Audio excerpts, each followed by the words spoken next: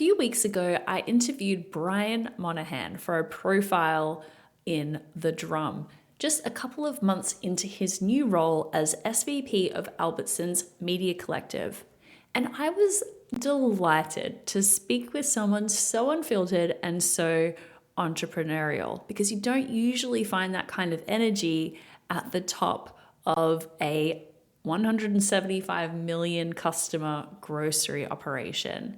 But Brian didn't give me the usual sanitized, PR approved talking points.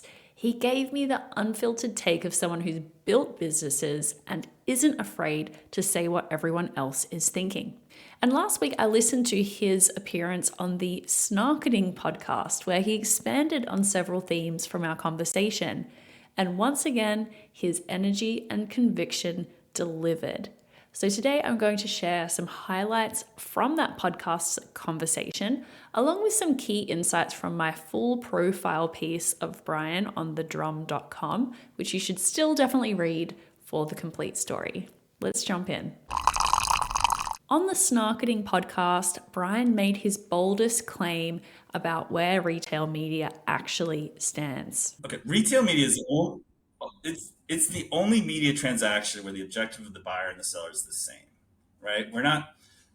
I'm not trying to keep you on my website or on my platform with clickbait and rage-inducing, like all the stuff that's created this information ecosystem that has all these unintended negative consequences. I am not playing that game, right?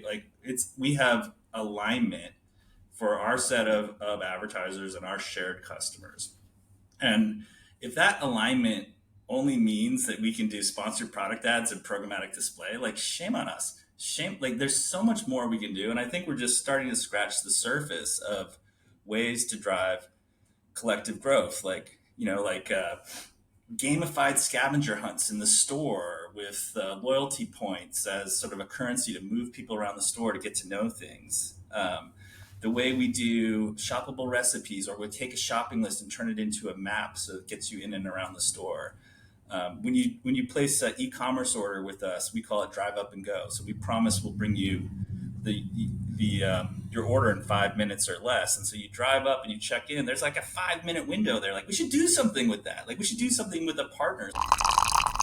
Newsflash, most retail media leaders aren't pitching gamified scavenger hunts in their first 60 days. But Brian isn't most leaders. And that phrase, bloody obvious, shows up repeatedly in his career. It's the same instinct that led him to quit his agency job in 1996 to launch Left Field with Amazon as a first client, and then to pitch Walmart's board on building a retail media network when most executives saw it as a major distraction. But Brian's vision comes with a strategic reality that most retailers are ignoring. Most retail media networks are still living off trade and shopper budgets. That's the safe money that brands allocate specifically to individual retail partnerships. The big bucks are in national brand budgets, and that is the larger pool of money that retail media networks are chasing. Here's what Brian told the host of the Snarketing Podcast.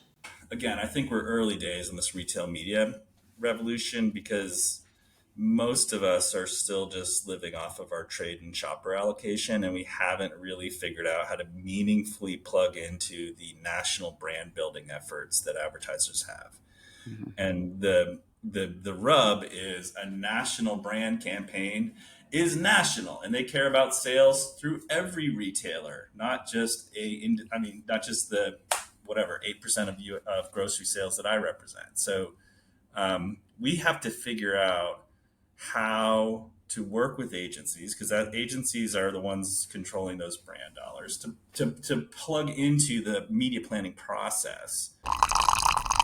This is the do or die moment for retail media networks not named Amazon or Walmart.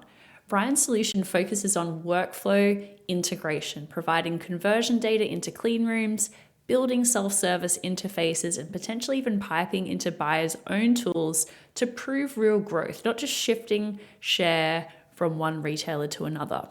Now, the proof is going to be in the pudding. Can they convince CMOs to shift real brand dollars, or will they stay stuck as trade budget redistribution machines?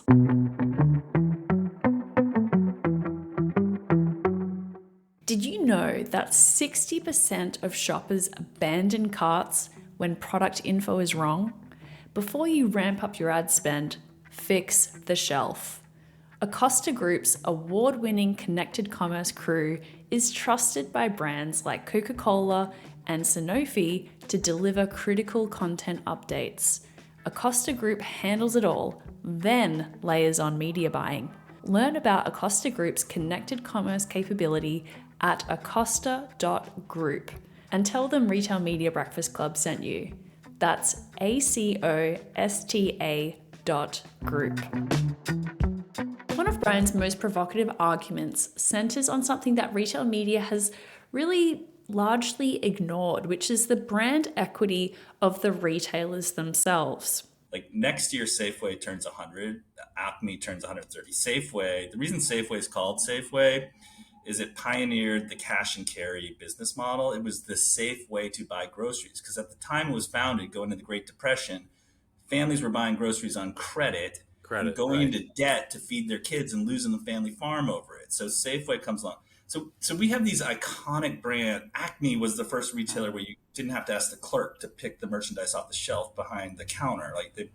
So we have these iconic brands that have fed families for generations, like literally. Like if you live in New England, you're a Shaw's family. If you live in SoCal, you're a Vaughn's family. Like so, what I love about our business, and I think my agency training makes me appreciate, is that brand relationship is the relationship between the store I go to every week, right? We're a grocer, so we see people once a week on average, and that connection to the consumer, I think, is something that the agency world taught me. I think retailers retailers are operators, right? So that's what they're phenomenal at.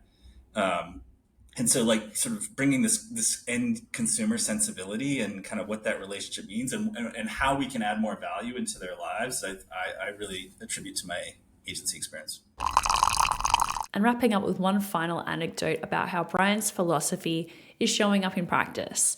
This fall, Albertsons launched a BOGO for retail media program where advertisers who purchase an impression get another impression from Albertsons' enterprise marketing budget. Now that's a bold move. Albertsons is putting its own enterprise media budget on the line to prove alignment with advertisers. But once again, it just seems so bloody obvious to Brian. So for example, this fall, we're doing this BOGO program where an advertiser that purchases an impression through the collective will also get an additional impression from our enterprise budget, because it's the same thing. We're trying to get people in the store, trying to get people down the aisle and items in baskets, and having that strategic alignment to bring more of those assets together so we can drive that collective growth is really what we're going to continue to focus on to live up to our name.